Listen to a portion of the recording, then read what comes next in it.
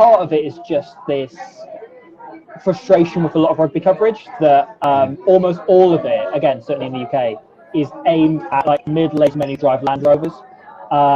It's aimed at like the same demographic, the same market, and I wanted to do something that felt more like it was aimed at something that I would want to watch rather than having to watch because I want to watch the game. I think the minute I stepped on a practice field for rugby, the calling happened. An 8-year plan to be on the team, and I was in it within 2 years.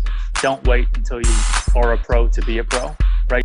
Like, I like doing something, stopping and learning from it. Like, it just looked like it was a heavy hit. To give up, it's not up. You know, that's the first time I played like professionally. I'm making rugby money. How can I make money outside of it? And there was 2 Scottish guys, and they said, "Oh, you're here for the movie." Rugby is a sport where that's often coupled with actually having a good time. He looked at me and he says, "You guys are awesome." Grow Rugby, Grow Rugby, Grow Rugby, Grow Rugby, Grow Rugby, Grow Rugby, Grow Rugby.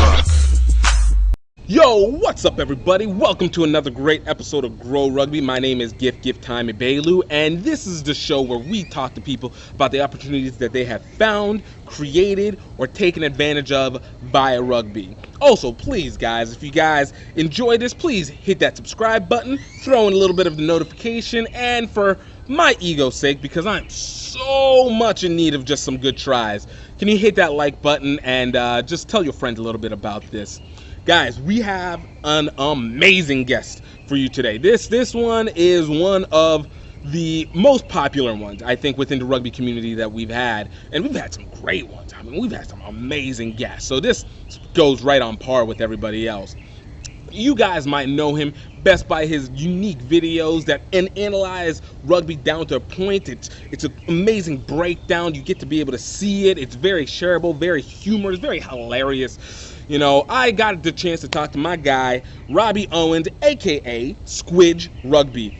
You guys don't know him, this guy, he has gotten millions of views on YouTube, thousands of followers on Instagram and Twitter and YouTube again. Like, he has become a penchant within the rugby community, both as an analyst and slowly as a voice of the community, and a really good guy. This legitimately was a great conversation. We had a great time being able to talk, and especially for someone who's done, you know, basically the same interview over and over again, I think we were able to just get to enjoy this even more. It was just chill, but we got to get the big questions. We got those nice questions, because every time when you do these things, people want to know, like, what's that next step? So this one was definitely well worth it.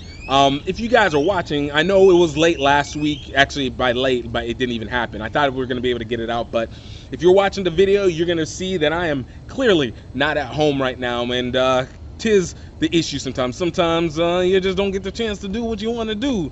And but I've been in Mexico, still am in Mexico for right now, and you know, but I want to make sure to get it in at least this week because I care. It's about you guys, you know, doing wedding stuff out here. Yeah, I wish it was rugby stuff as well too, but I enjoy the wedding stuff because it allows some good time and good family time. So, but I'm not gonna hold you guys up too much longer. Yo, please again, I thank you guys for your patience. Thank you guys for working with me. But more importantly, I hope you guys enjoy this. Robbie Owens, Squidge Rugby, the legend, the GOAT. Check it out. Grow Rugby, Grow Rugby, Grow Rugby, Grow Rugby, Grow Rugby, Grow Rugby, Grow Rugby, Grow Rugby. What's up, everybody? Welcome to another great episode of Grow Rugby. I got another V, an incredibly V, a super I, and the people of the P's. Robbie Owens, a Squidge Rugby. I know there's other stuff I can say, but we're going to have the intro. But I just wanted to bring it in right now. Robbie, man, thank you so much for coming through, brother. Thank you. No, when you started using incredible guests, I thought someone else was on as well. I thought there must be someone else lined up as well. I hope I can live up to that introduction. You know, look, there was actually the guy, Robbie, right behind you. I didn't know. I was just trying to get it out to him. My bad, dude. Look. Yeah, it's like, the guy stood behind me. Yeah, okay. Yeah, It's all good. It's yeah, all good, no, you know. he did. Yeah, it turns out he's won 3 World Cups, so it's like. It makes sense. See, Kieran Reid it took the hype, was trying to. Yeah. No, but no, man. Look, I appreciate you coming. No, it's an absolute pleasure. Like, you know, it's one of those things where I love being. I always tell people where you see him first or how you met him, but you know, I actually ran into. My friend actually told me about your stuff before we went for the Rugby World Cup. So this was about early 2019, give or take. Yeah. Early 2019, late 2018, and so he was like, "Yo, you need to look at this guy, Squidge Rugby, man. He's breakdown. This is like my sense of humor." And I was like, "All right, let's see what we got here." And then I'm like, "Yo, this feels like something out of Cartoon Network. Like this feels like from Toonami or something like that." I was like the sound effects. I was like, I like this. I like this because I'll say like there's typically always like a UK sense of humor, and it was that, and then it was just like a perfect mixture of goofy and educational, which I look, I gotta give you credit, man. Like this is a hard one to do with rugby, and yo, you kill it. You absolutely kill it, bro. Oh, thank you. Oh, cheers. No, I appreciate that. I will absolutely take Tsunami. I'll absolutely take Tsunami. That is, I didn't realize it now, but that's what I've been aiming for. That's what I've been trying to achieve. It's like if Tsunami in 2003 covered rugby, that's what I'm going for. I'm telling you, look. It sicked into the soul. Like it's like we had to bring it back somehow. They might have thrown it away in Cartoon Network, but we were gonna bring it back. Yeah, exactly. They moved on. Who cares? You know, that's what I want to be, like the Foster's Home for Imaginary Friends, or what else was on in that era? Is Shaolin Showdown? I loved it. Yes. Oh, that was so good. That was such a good show. Oh, dude, look. That was one of my favorite shows. Between that, it used to be Shaolin Showdown and Jackie Chan Adventures that happened like kind of at the same time. Yes. Oh man, I was thinking about that the other day. Why was there a show where Jackie Chan was an archaeologist for kids? Dude, I never got. I don't know what it was. I didn't question it. No, it was. Look, it was a show that I never expected. Wait, say that again. No, just I'll tell you what it was. It was incredible. That's what it was. Facts. It was so good.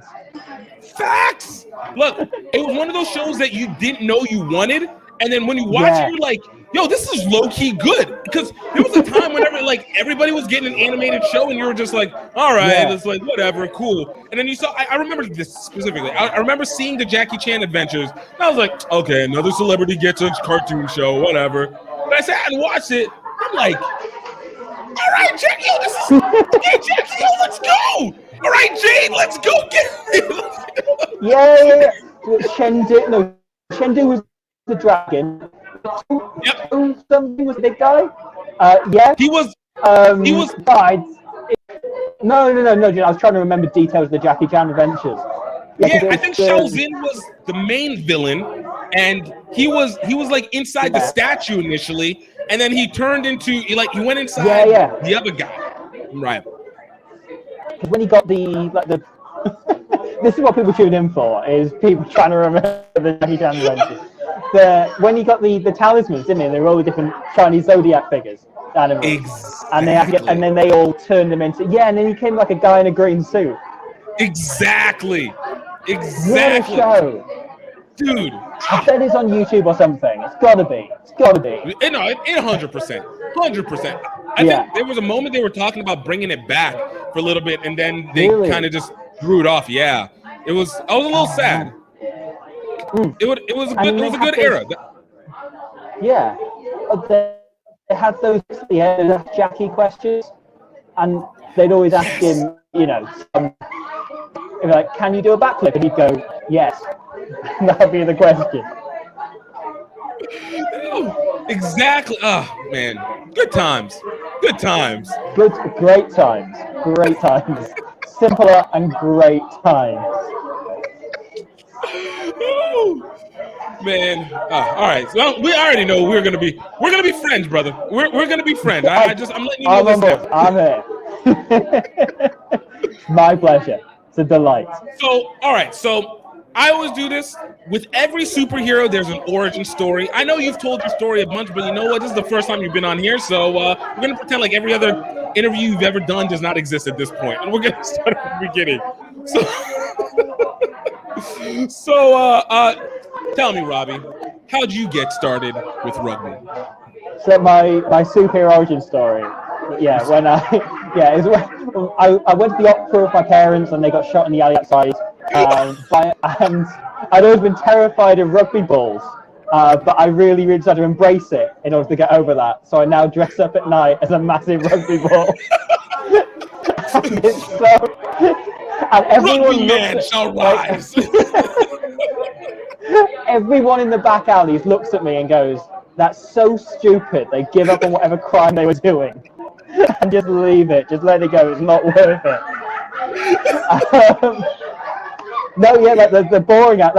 The boring answer is just, my parents are Welsh, and so rugby was forced on me from an early age. So it was then watching those 2 Grand Slams Wales won in the early noughties. Of 2005 was the one where I kind of went, okay, I sat down and watched my dad, and then I'd watch the odd game. And then 2008, I kind of got really into it, and it became something I was really, really invested and excited by. And I just got more and more into it to the point in which, by the following year, I was tuning into watching Georgia against Samoa on my own. I'd grown so quickly, and from it just being something that I watched with my dad to something that I was genuinely obsessed with, and consuming everything I could, and reading everything I could, and watching every game I could, watching highlights, and because there's hundreds of years of history of it, trying to learn all of that I could, and so on. So that by the time the 2011 World Cup rolled around, I knew all of the players in the Romanian squad inside out, which was, I now look back and I go, that was insane. That's wild. Even the Romanian players didn't even know all the Romanian players. I've been trying to get his name for ages. We played 50 games together. It's too embarrassing to ask at this point. You can't. After 1 or 2 games together, you can maybe hope they bring it up, but at some point you just can't ask. You're done. Yeah, at that point it's just like, hey man, you know me, pronoun. That's all I got, pronoun. It's like, is there any chance you could just add me on Facebook or something? I don't got you on Facebook. No, we had each other 3 months ago. Oh no, that right. So that narrows you down to 1 of 8 names that I don't really know.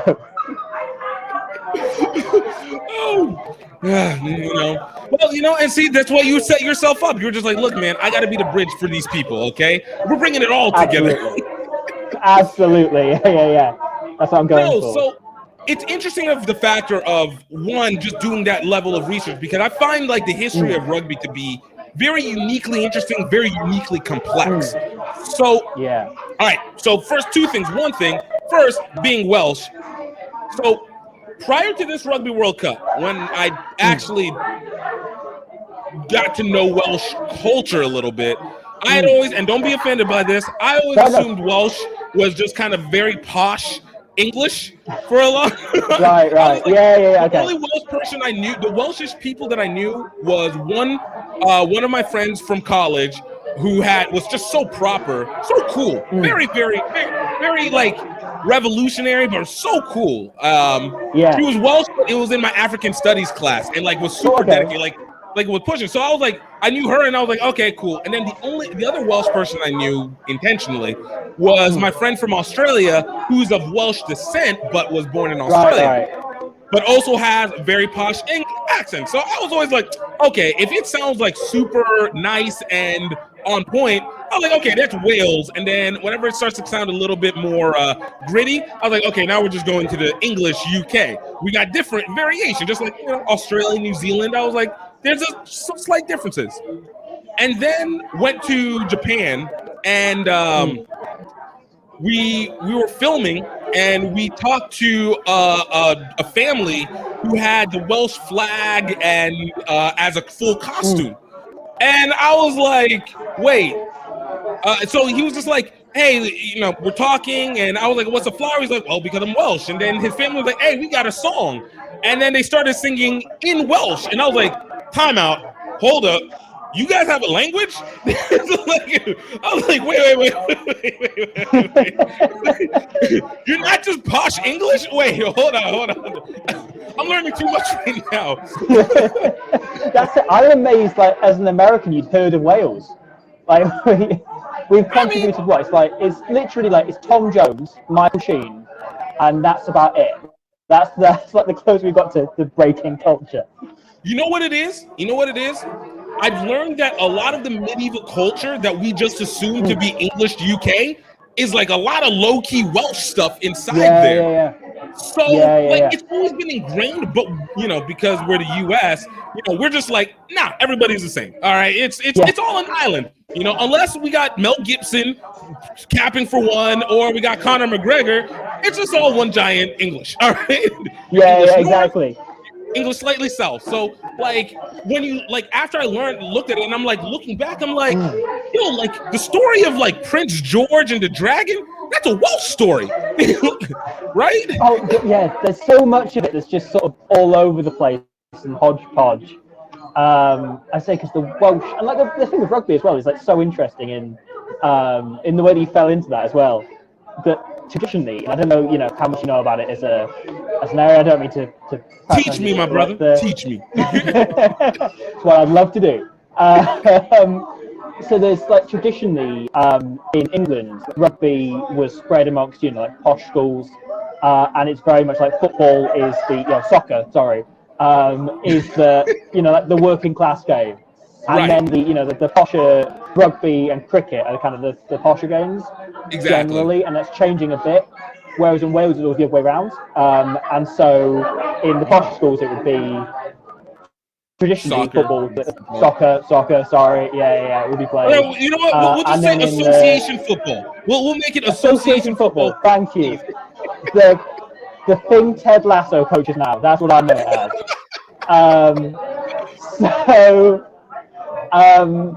And then rugby was kind of the game played in state schools, like state-funded schools.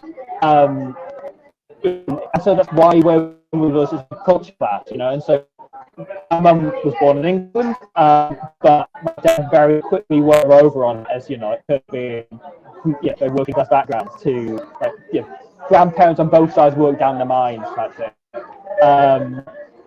To being like, no, actually, so my dad told it to my mum as a class war, right, as Wales v England. So there's always been an element of that in those games, which I always found really interesting as a point. And you look at like the 2015 World Cup, I think all three of the Welsh squad went to state schools, and then all but three of the English squad went to to fee-paying schools, to private schools, to what we call public schools, but those are schools we pay money for.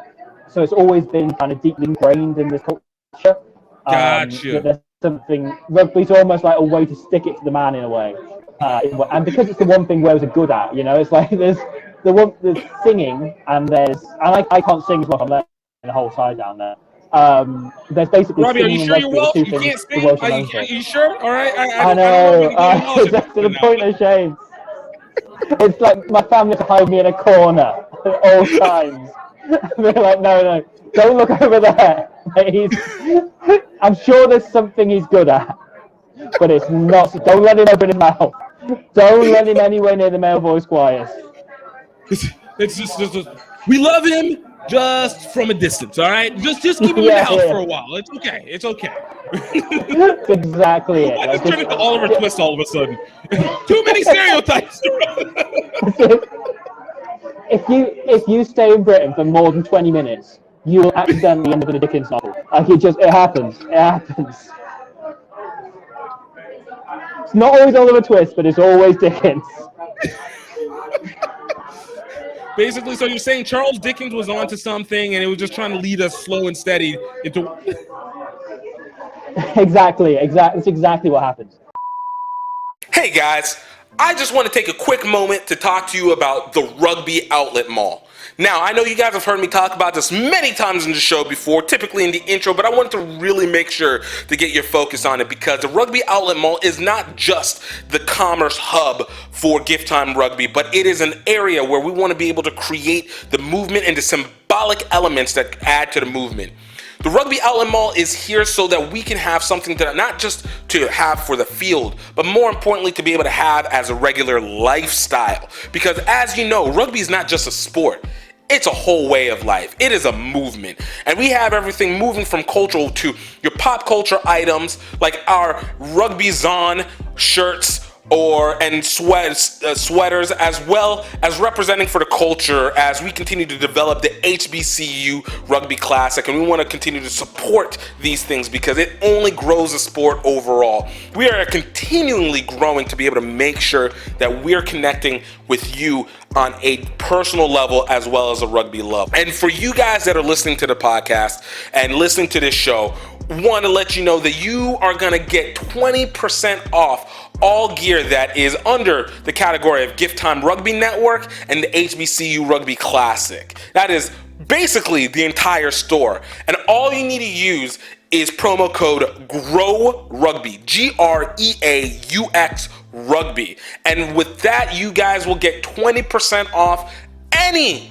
clothing that is in the store as of right now. And of course, we're always building up more and more each time, but we want to make sure that you are able to symbolize your rugby faithfulness to the rest of the world and let them know that there is an opportunity to be able to develop, to grow, and to get better each and every time in this sport. So guys, I hope you guys check it out. Definitely go, and you guys can go to www.rugbyoutletmall.com. That is rugbyoutletmall.com. Guys, you're not going to want to miss one bit of this. Now let's get back to it. Yeah. Speaking as no, but that's awesome. But that's awesome. I didn't realize it was so set up in such an opposing way. So it does make sense. So rugby really is, will you argue, the sport of Wales? Yeah. And it's the amazing thing of having spent a lot of time living outside of Wales. You know, I've lived in England more of my life than I have in Wales. Right. And whenever I go back, I'm then amazed, you know, having lived in parts of England where it's very much a soccer culture. To then be like, oh, there's just like a massive photo of Jamie Roberts on the wall. There's, you know, you walk around and you see rugby balls and you see stuff, and you know, if you ever get the chance to go to Cardiff, it's such a kind of rugby mecca. And the incredible thing about the Millennium Stadium as well is like it is in the middle of town. Like every other sports stadium you go anywhere else in the world is always on the outskirts at best, you know, or you have to get like drive away to it.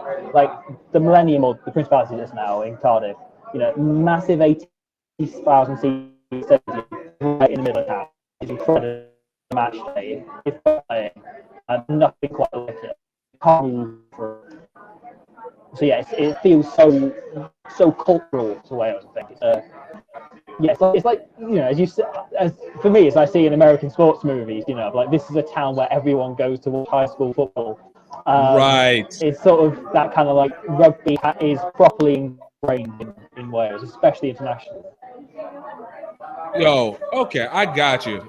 That's legit because I've always found it interesting when it comes to how rugby ends up getting displayed across the world. It's one part, and I love that you're a historian because I feel like I can like deep dive this properly. And I'm gonna call you a historian of rugby, all right? You're no longer Robbie Owens, Squidge Rugby. You're now Robbie Owens, rugby historian, all right? We just erased this whole YouTube thing. I don't know why. Yeah, forget it. Erase the YouTube thing, erase the not singing thing. As long as they go together, as long as I'm getting rid of all of it.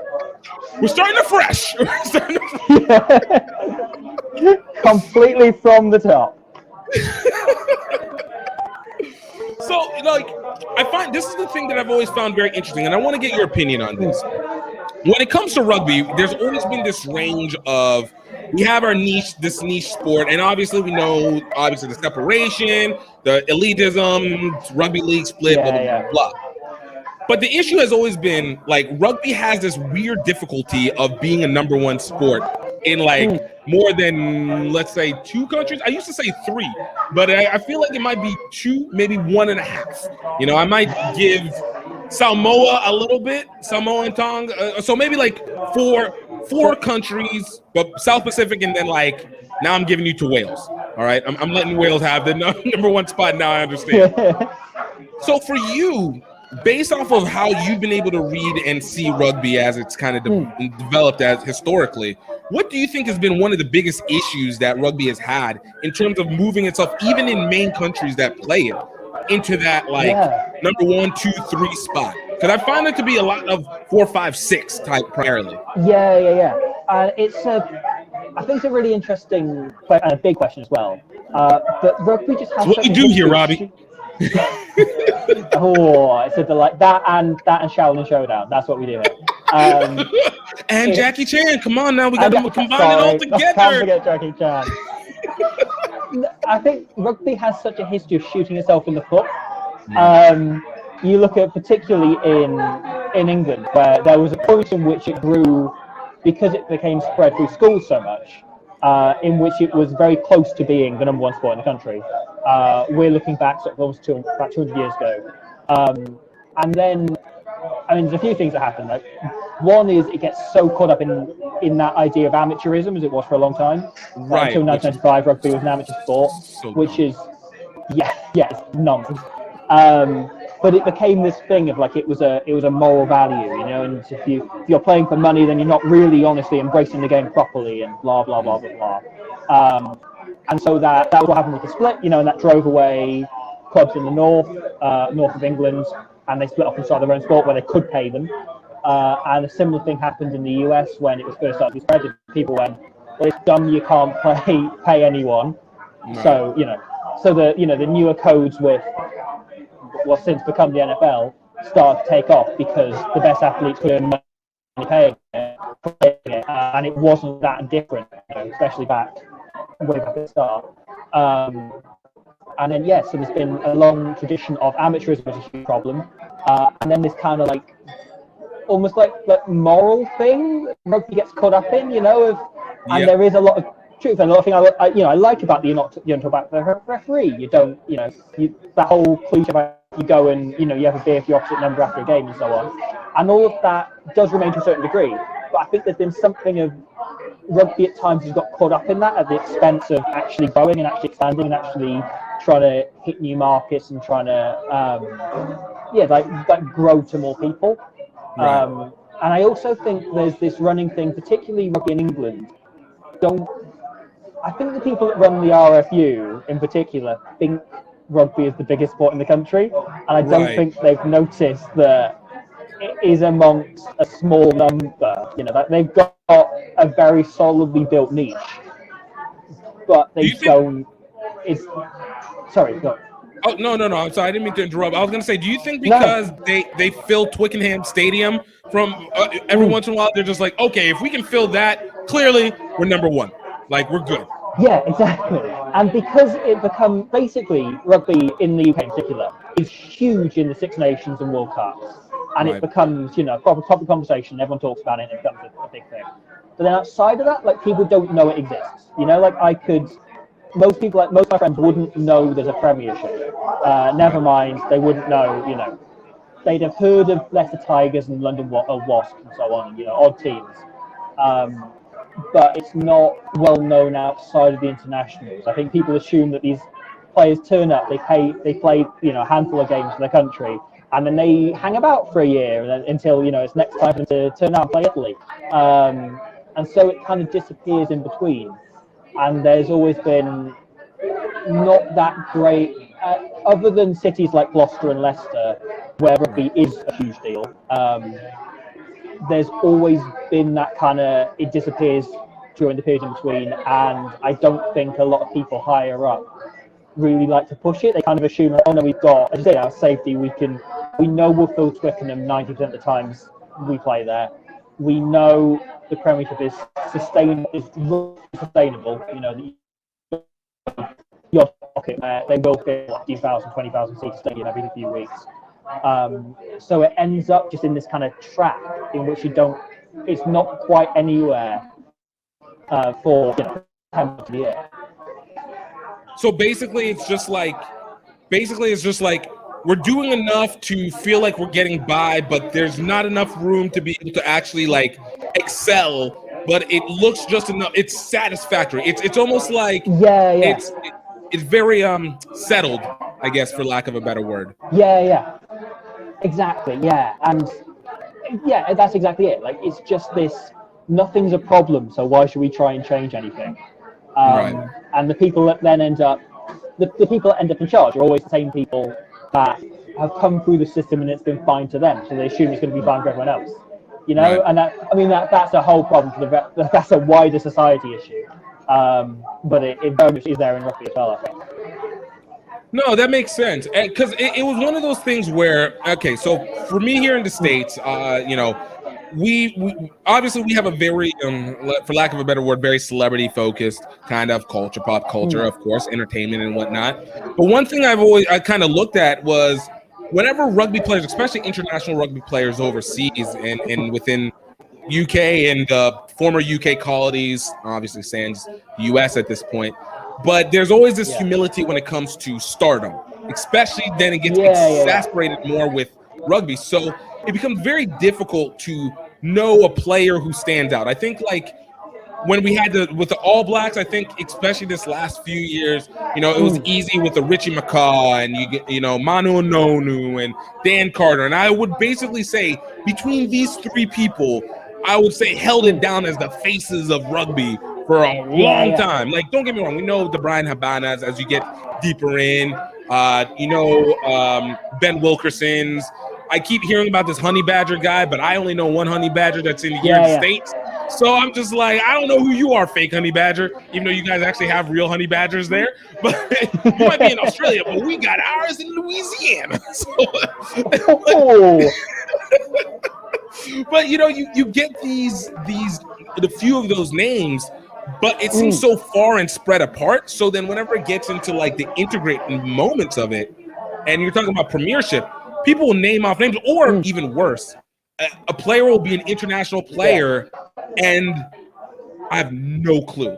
I'm like, what game did you even play? Like, what's happening? Like, where's my ease of convenience to be like, okay, you played, I recognize your face, because even if you were a third string, there's something, right? There's something here. Yeah. I think just like rugby really has thrown up. There's a handful of stars like Dan Carter, like Richie McCaw, who are almost too humble and almost boring to become massive stars. Like Dan Carter, handsome guy, best player in the world for a long period, should have been an enormous mega international star, but he's kind of just a very humble, slightly boring man, and he's kind of just too good, and everyone kind of just went like, yeah, right, you ask him a question, he goes like, yeah, I tried my best.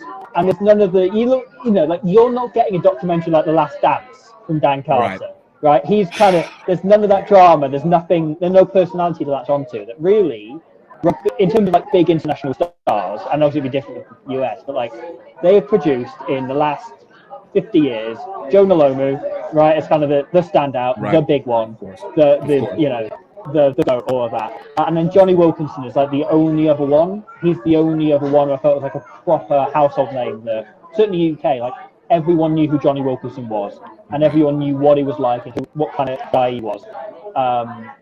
And you kind of like, obviously opportunities to create a style that don't come around very often. And like if I took basically anyone in this club that I am in right now, the majority of them probably could name you at most 2 rugby players. Like a lot of them, probably none, even if they know bits about it. They might have heard Wales won in the Six Nations, but they couldn't tell you any players like it. Being in England right now, in Wales that'd be a different matter. But I think it's a really like good and relevant point that inability to produce a superstar, partly because it's Kiwis and it's Brits who are like almost allergic to being celebrated. has led to rugby struggling to break through, because you can't get in the way, like, there's no real and it's changing a bit. There's no real basketball scene in the UK. Right. But like everyone knows Michael Jordan, everyone knows Right. LeBron James, everyone, Right. Magic Johnson, whoever you want to name. They're all household names that everyone knows. Like, Right. regardless of whether or not you know anything about, you don't have to know the rules of basketball, the laws, whatever. They're there. Yeah. Right. They're just there. You know, not just who they are. You know, they're very good, and you know what they're like as personalities. Yeah. Obviously, if we could have a Space Jam sequel with Richie McCaw, that would change things. That would be maybe not with Richie. There's an idea. Maybe not with Richie. No. I wasn't so impressed with his documentary. Who do you pick?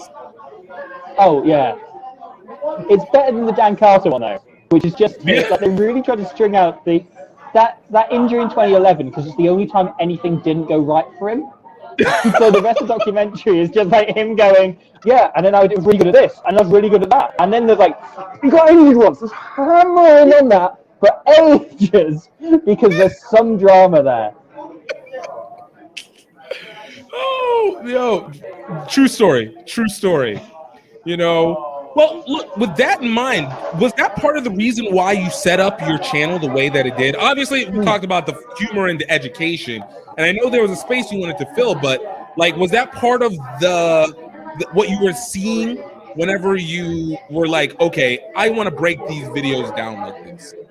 Yeah. It's definitely baked in there. The part of it is just this frustration with a lot of rugby coverage that almost all of it, again, certainly in the UK, is aimed at like middle-aged men who drive Land Rovers. It's aimed at like the same demographic, the same market, and I wanted to do something that felt more, like it was aimed at something that I would want to watch rather than having to watch because I want to watch the game. Yeah. So that was a huge part of it, and then also wanting to do something that had, as I said, like a personality to it, and it had some, like something to say and do, and it wasn't just the same generic stuff you see. Right. Exactly. And I realised the tone of my last sentence, droning on, did not sound like that was the case. But that was, as I said, very much baked in that I wanted it to be different and interesting and engaging, and the kind of thing that exists. Like, I didn't do that much research into it, but the moment I did look, there's so much stuff like that in, especially American sports, in NFL, in baseball, in basketball, whatever. Like, that kind of thing exists, whereas there is none of that in rugby. Like, it's the same, people are feeding the same audience over and over again. And that's not all rugby is, and it certainly isn't all rugby could be. No, I agree. It was one of the reasons, even for me, why I got into media. I remember even sitting, because as I talk about it in terms of the UK, the same issues of rugby exists here in the States, obviously. So it is a very cultural problem within this, or cultural issue within the sport itself.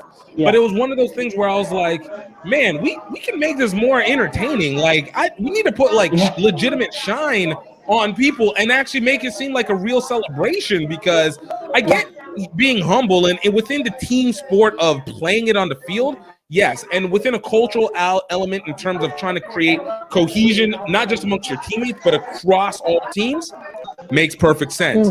But when it comes to your viewing audience, like, they need something. Like, it can't be all good all the time. Or if it can't be all good, you just need to dramatize it a little bit, you know? Yeah, absolutely.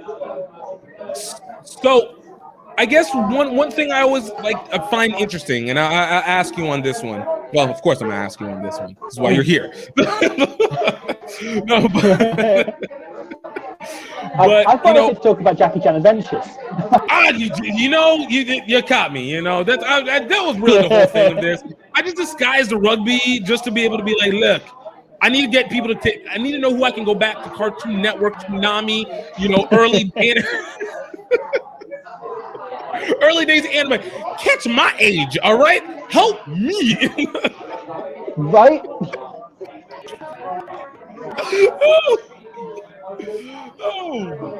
But okay, so let me ask this. So this is something that I experienced that as I became further into the media.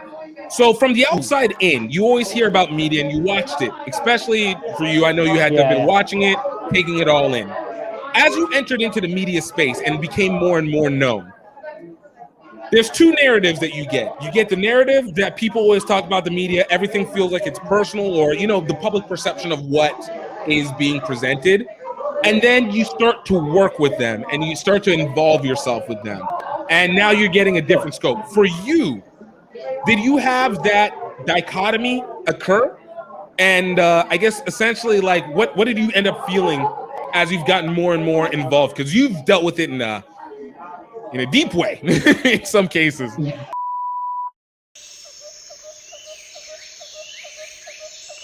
Hey everybody, this is just the Braytran sending out a personal little video diary to all you people out there, where I am going to document me riding most of the way between Singapore and Tokyo for the 2019 Rugby World Cup.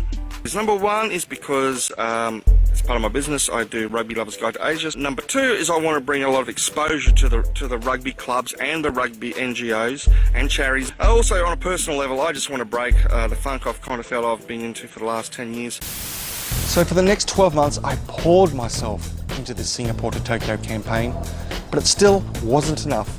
I needed help, and it came from Louisiana. We in Singapore, baby! Gift from GiftTime Rugby USA is a extroverted tour de force. Say hi to my people out there. Which makes up for my social shortcomings. This place is unbelievable. No! It's not just it's like what's he supposed to do? Morons, a bunch of morons. Guys, picture with me. Picture. Australian. G'day, mate. You can use my phone. But what unites us is a hunger for adventure. Off to KL, Kuala Lumpur. Yeah! Woo! Gift, where are we? We're in Morning, Vietnam! Mount Fuji, baby! Our love of Asian rugby culture. 1, 2, 3, Central! Yeah!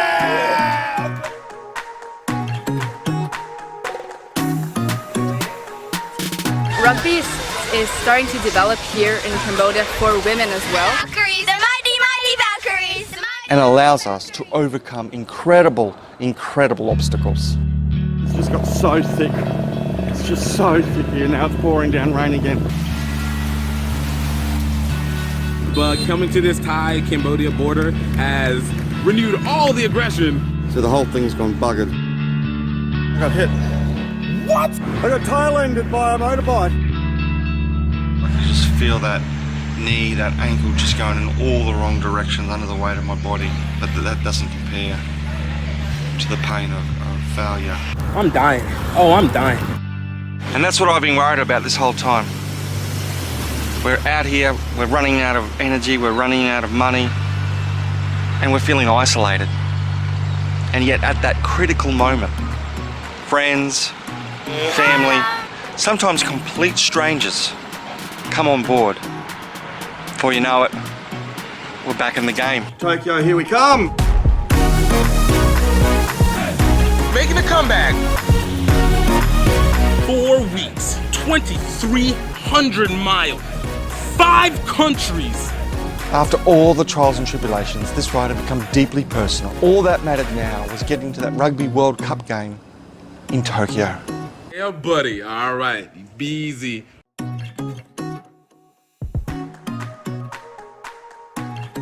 Go check out redearthfilms.vhx.tv to get your copy of Singapore to Tokyo any way we can.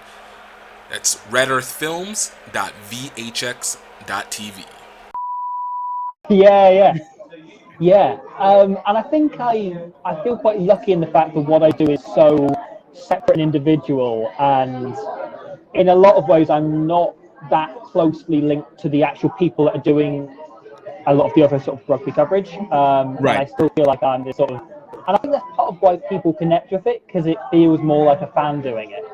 It feels more like someone, it's someone in the, like you always have if you watch, I don't know, it'd be the same as watching it in a bar, in a pub or something, and there'll always be someone who thinks they know what they're talking about in the corner. Right. And it's kind of, I don't know if it's people are used to that guy being there.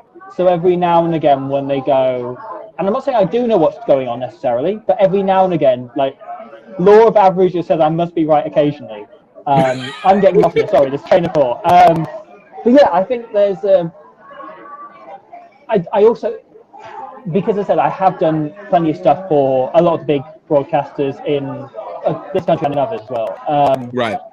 Which has been an interesting thing, as you say, because you fall into that. You're now the thing you've critiqued in past, and you are now the thing that. Yeah, it's so easy to pick up on and to talk about, and to, you know, in the way like quite recently, a couple of weeks ago, I posted a Twitter thread about the, you know, the way BT Sport who broadcast the Premiership and the European Cup in the UK, about how they handled the Paddy Jackson situation. Not to get into that, but like they clearly have a policy of not talking about what happened with, you know, but you know, not to skim over it. Like, he was found not guilty of rape a handful of years ago, but there's like all kinds of really damning stuff about him, and there's a lot of things that definitely did happen that we know, but they clearly have a policy of not talking about that. And I think that's kind of irresponsible thing, because if you are in the media and you're in that position, the audience watching that is a very different, watching rugby every week, is a very different audience to the one watching perhaps, you know, like watching a feminist documentary, or watching even something like Promising Young Woman, which is a thriller designed to reach a wider audience, but still you talk about the same issue. You've got like almost a responsibility, I think, when you've got an audience. It's something I've learned, you know, with growing one, that you can try and talk about different issues. And so I've, you know, not to say I'm necessarily there on that, but it's something I very much feel there's a responsibility aim for. Yeah, exactly. And so I know it's easy to ignore that and to not look at that. It's something I with every kind of growing follower, with everyone else that subscribes, I think more and more about that, and more about, I feel like, you know, I'm not necessarily doing enough, and I'm trying to do as much as I can, and that's something that's very much in my head. And every time I do something on, you know, I've done bits for Scrum 5, which is kind of the big rugby show in Wales. And when I've done bits for them, I did one bit for BT last year. I've always had it in my mind of like, what am I saying with this? What am I doing with this? Because what am I doing that someone else wouldn't necessarily, or what would I? Yeah, sorry, I've realised it's got heavier than I think you probably have to. No, I love it. No, I love it because it conceptualizes the idea of being able to put purpose to action.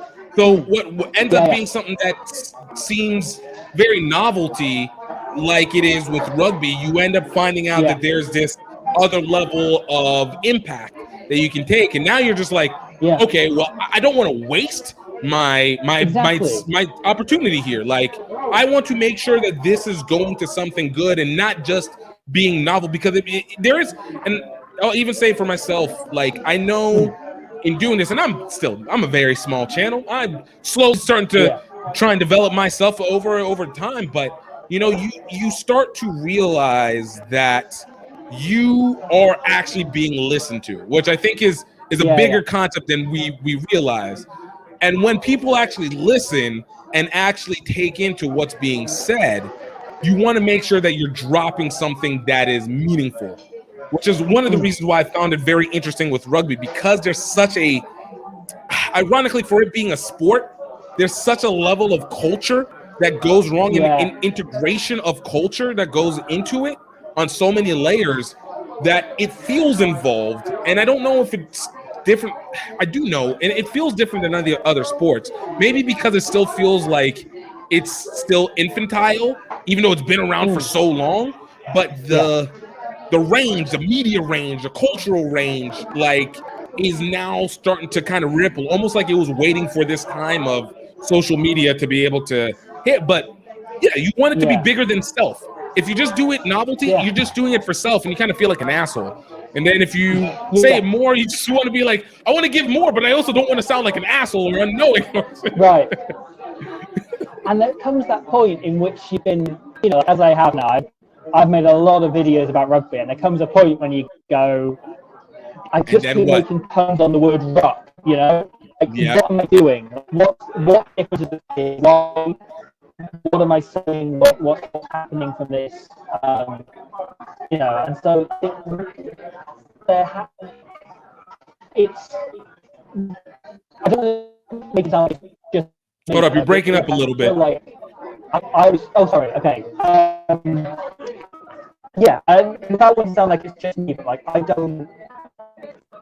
If I'm doing something or in some way, you know, impact, just speak to other people beyond just people enjoy hearing say, "Scotland played last weekend." So can you hear me? Hold on. You broke up all the way, and this is such an important point. I want to be able to hear it. No, it's not your fault. It's just a situation. Yeah, am I right? Okay, yeah, I can hear you all right now. Okay. Yeah. So just go back to roughly where I was and try and remember what I was. Yeah. saying. Basically, you can only make videos so much. Like, there's only so much you can make of the word the ruck, the pun out the word ruck. Yeah, exactly. And as much as anything, like, you start to wonder, why am I doing this? What am I doing? And I don't want to make it sound about me, because it's obviously not. But like, is the world a better place beyond, you know, people obviously going, well, I want to see that video about why Scotland played well at the weekend. Like, right. Is anything better for me doing this? And it's something I think about a lot. Of like, I don't think I'm doing enough. You know, and I try to do more on women's rugby to try and, you know, raise the profile there and try and make that sort of normalized almost. You know, and I think that, again, I don't want to give myself too much credit for that, but like, I've seen people say they started watching because they watch my videos and that and so on. That's great. And the video made on, I don't know if you saw the video made on Roy Francis. Yeah, the video made on Roy Francis last year, who was a guy who was this huge revolutionary, and like, if you look back on it, one of the most important people in history of the sport, but he was completely airbrushed out of history because he was black, and just like, he was never talked about. And I did a video about him and about, you know, then led into other areas of the sort of conversation that, like Ruga Monyu, Mara Toje, Ben Obano, etc. had in the UK. Right, I remember that. And it's things like that of just, again, phrasing it like that makes it sound like I'm doing it for myself, and I'm not. But there is this level of just like latent guilt of, what am I doing if I'm spending so much of my time and effort on this and nothing's coming of it? And it doesn't always have to be that grand. It doesn't have to be a video about this topic. It can just be, you know, occasionally a throwaway line or something that might, you know, help validate or invalidate something. Might be just like, you know, the Israel Folau situation, just like mentioning that repeatedly hopefully helps some. And I've, you know, had messages from people saying, you know, like, I started to think after Israel Folau that all of rugby felt the same way as him because people weren't talking about it, and, you know, that kind of thing. You know, so sorry, I didn't mean to cut you off. No, there wasn't a cutoff. And that's exactly. I was just gonna say, I completely get what you're trying to. I get what you're saying exactly. You know, it's an interesting dynamic. Again, it goes back to how much I'm realizing the impact of my voice actually goes. Even for me, I remember specifically, like, so. It sounds bad, but I'm gonna say it anyways because, you know, F it, I can. So like when I was commentating, like, I tried commentating. I've done everything in terms of media within this program. Hey, look, man, we out here trying to figure out where the scoop is. All right, let's try and get it in here. But you know, I remember when I was commentating games, and whether people like it or not, I mean, look, I don't really care about that as long as we're getting the information out. But after a while, I was like, all right, man, I am basically saying the same thing over and over again. It's nice to be able to commentate, but I'm just like, all right, look, I know we're going to get to the ruck. We're going to set up another phase. All right, then we're going to get this ball out. We're going to look for the tackle. They're going to either open it up, and we're going to go inside. We're going to close it up. We're going to go to the outside. And then we're going to see either an athletic play or somebody's going to tackle. Like, I can basically run by the same 10, 15 sentences over and over. Not to say that it diminishes rugby, but again, it's a game with rules. At some point, once you understand the scope of it, it's going to be a limit. So it was just like, all right, I don't find this component of it to be all that interesting.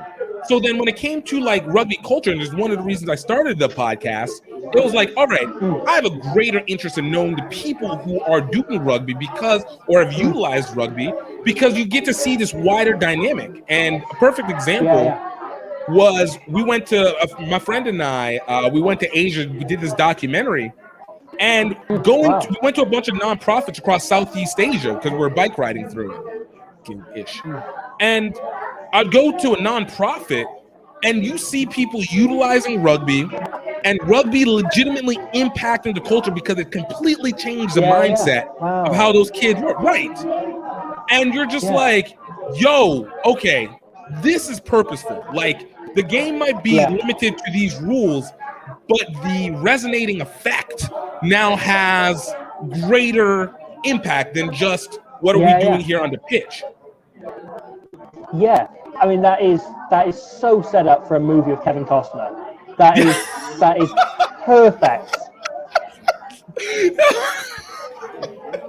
That's amazing. That's at the end of the day, that's not what sports should be. You know, should it not be to try and, as much as it's fun and it's it's an entertaining thing to watch or whatever, should it not be about trying to better yourself, become the best version of yourself, and try and offer a means of escape, be it from whatever you were doing 2 hours ago, or be it from whatever situation you're in life-wise.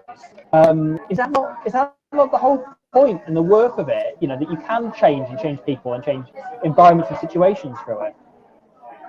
No, and that's it exactly. Like, and that's what makes it so special. So whenever we take it from that aspect, so for me, it came where it was like, oh, dude, I'm listening to this kid who has never been out of his neighborhood, started playing rugby, traveled overseas, whole world blown.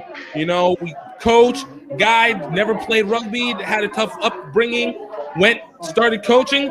Yo, world changed because purpose and seeing kids. You see the story over and over and over again. Kevin Costner coming through, probably gonna low key get in a Brad Pitt. Just you gotta get a little saving grace.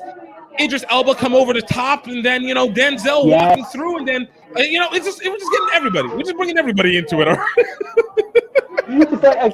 like a coaching Avengers. Like get every great sports coach from movies together. That's why I want Coach Carter and Ted Lasso together. Yes. Just for like 10 minutes, just to see how they'd vibe together. Dude, I think you set up like my next fan fiction right there. Like I need to see I need to see the voice of Samuel L. Jackson coming from Jason Sudeikis' Ted Lasso. Oh man, now that's a conversation right there. That right there needs to happen. I say, right, we just take this clip as recorded, and you just without any words, just email it directly to like Spielberg@Hollywood.com and just see what happens. Because I'm sure, I am confident, there is no way you can say no to this idea.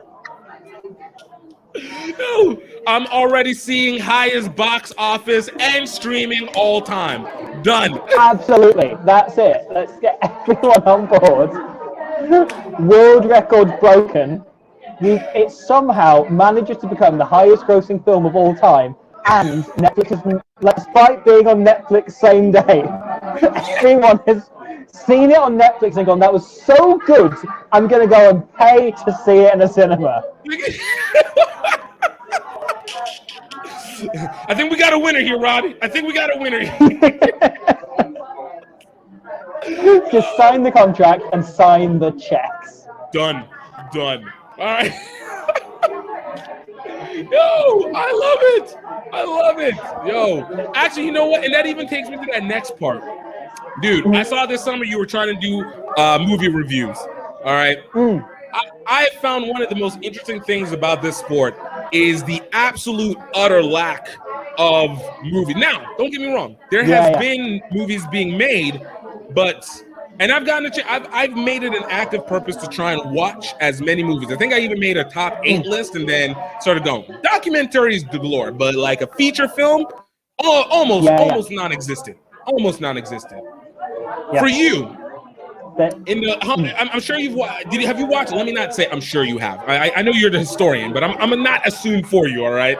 I respect your choices. No, but for you, have you seen a lot of rugby movies? Yeah, I've seen both of them. Yeah, that's. All 1.25 of them. I think we got a scene in one movie, and then I think that was just about it. We got Invictus, and then it was like a quarter scene. But there's the scene in The Departed. There's a scene in one of the Monty Python movies. There's a scene in The World's End, the Simon Pegg Frost movie. And that's about it. Then you're about done. Yep. I think we made about 1/3 of a movie out of just that. Yeah, that's it. There's a really lovely Irish film called Handsome Devil, which is about like that's about it. That's about the one good one.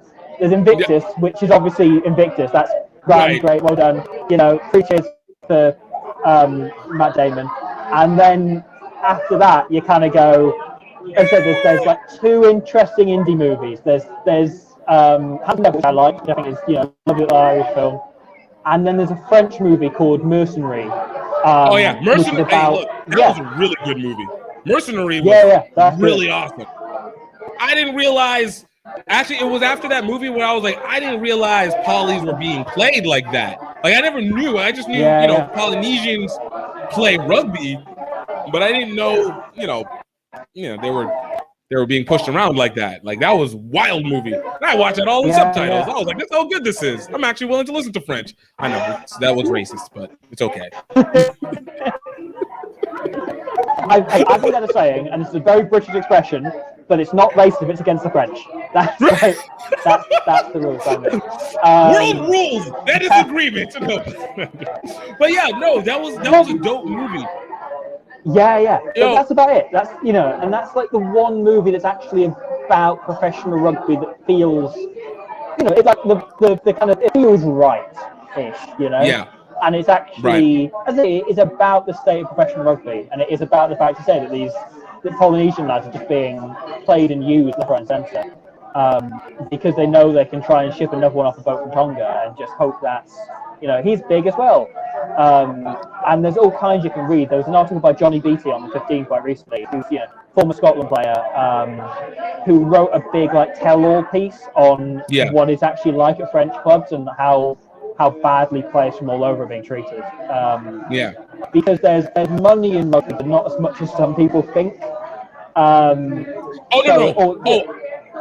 remember specifically looking up the money when it comes to rugby, and then I looked at the money when I was like, oh wait, Pro 12 has the most, and I was like, you guys are making still a fraction of what the last level, the newest player on an NFL team is making. Now I'm like, my God. Like, Christian Wade was amongst the best paid players at Wasps, and he is getting paid like 3 times that to not play, to be in the training squad.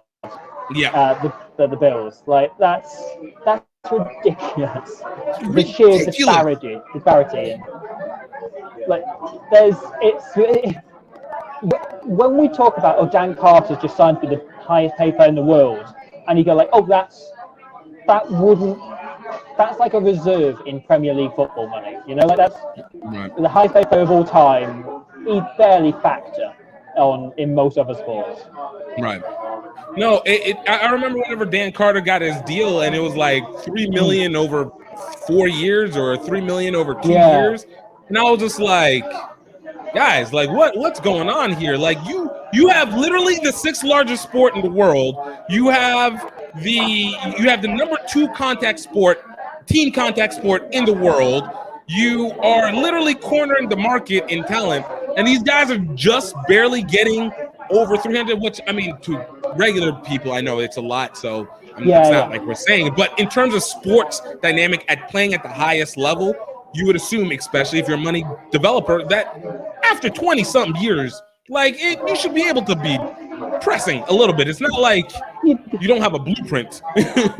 Yeah, exactly. But then that ties back to your question about rugby shooting itself in the foot. There's all kinds of stories of, rugby league having been professional for 60 years and similar things with, football's almost always been professional, soccer, in the UK. Associated football. We've agreed. Association football. We're just going to call it AF. It's all right. It's AF.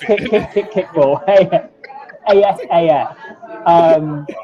But there's all kinds of stories of RFU officials when they first signed the thing to allow it to become professional, refusing to meet with people from other sports and going no, we'll be fine. I ran a sausage business in Gloucestershire. I'll be fine running, as you say, the 6th biggest professional sport in the world.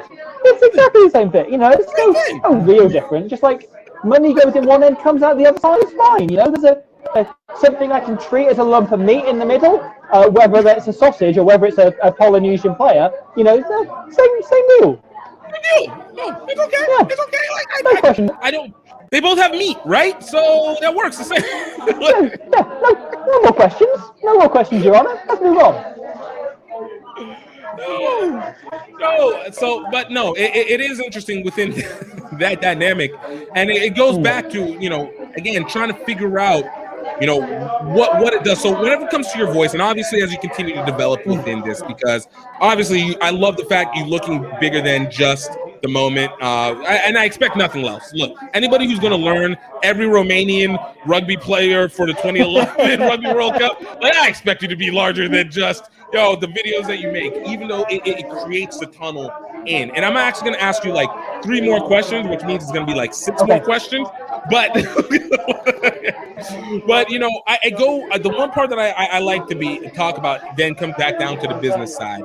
And I think you're starting to enter into this world. You've entered into it and starting to understand it more. So as a media person, you know, you're now starting to figure, I know you stepped away from your position at UPS, by the way, kudos to you. Oh, yeah, I used to work at FedEx, and I can never trust a delivery driver ever again. Mate, yeah. Tell me about it. I was like, you guys do not care about the packages. You know why I know this? Because I threw the hell out of those packages, and I did not care about a single one of them. Yeah. You are just waiting to get to the next delivery. There is no handle repair there. Like, it's just... Oh, yeah. I do not miss that at all. Were you a driver, or were you a package handler, or?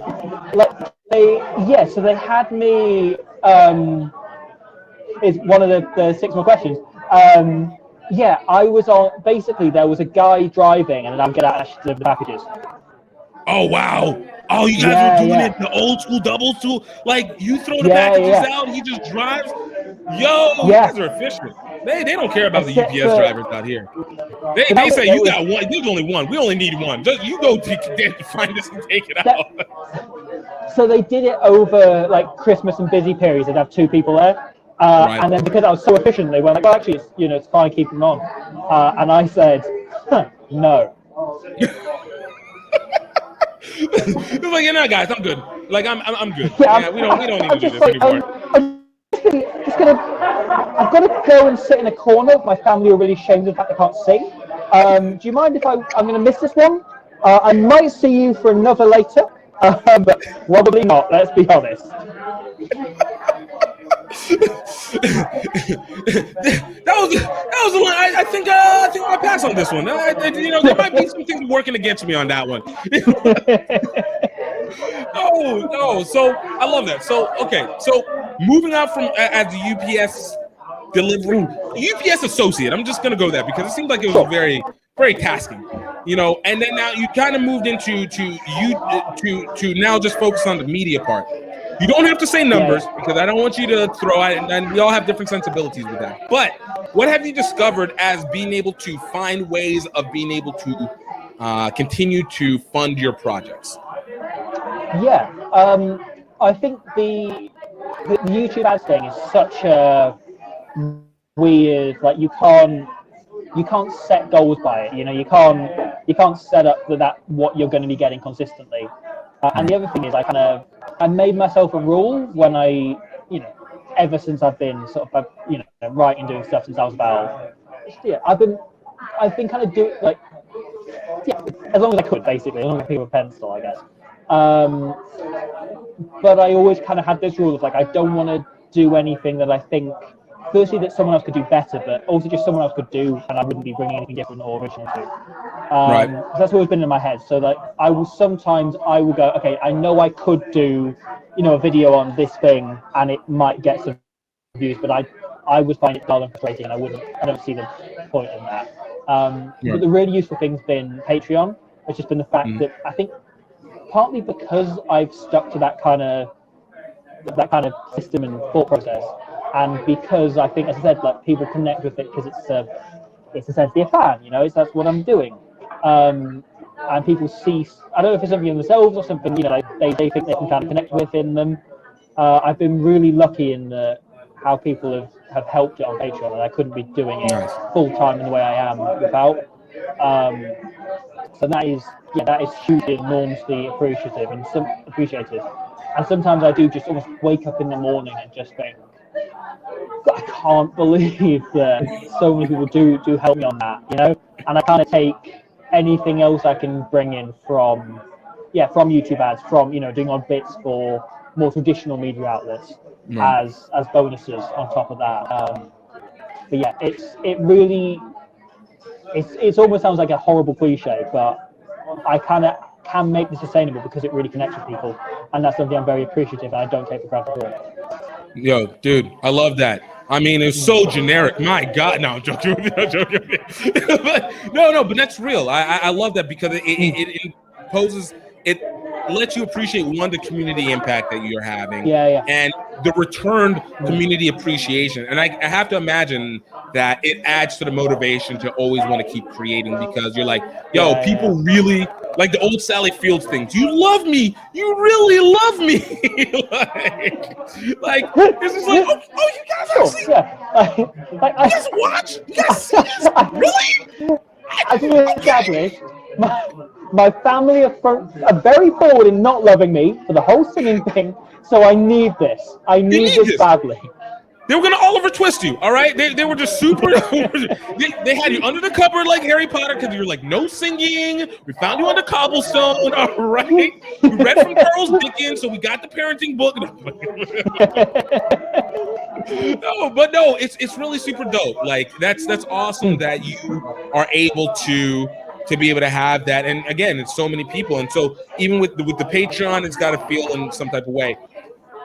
As you continue to develop, and obviously we kind of talked about being able to be bigger than himself. Is there a direction that you have envisioned other than, we talked about a little on-air stuff that you've been doing as well too, but is there, like, now that you've seen the world open, because it's easier to say I didn't expect it at the beginning because you don't know what you don't know until you know it.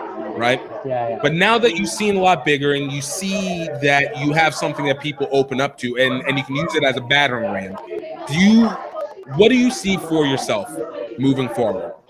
Or what do you hope for? What do you look to intend?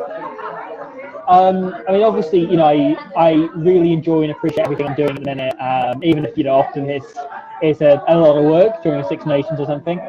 But like I'm looking forward to hopefully taking on some sort of non-rugby projects and trying to look at other stuff as well. Nice. And start branching out a bit into wider things.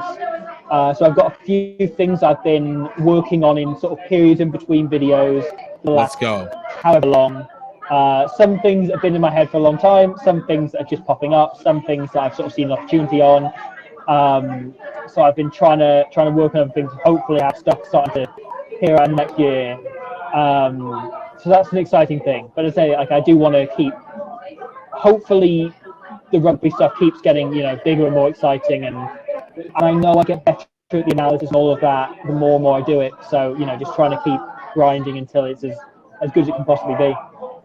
Yo, I love it. I love it. You know what your next one is supposed to be, though, right? Olympics. All right, we gotta cross paths or the French Rugby World Cup. I gotta depend if I want to go back to the Rugby World Cup. I'm gonna be honest with you. I wasn't as sold on it. Like, don't get me wrong, the environment was nice, but it's so limited media-wise. Like, the most fun that I ended up having doing that was ironically it wasn't ironic. It was very actually characteristic for me.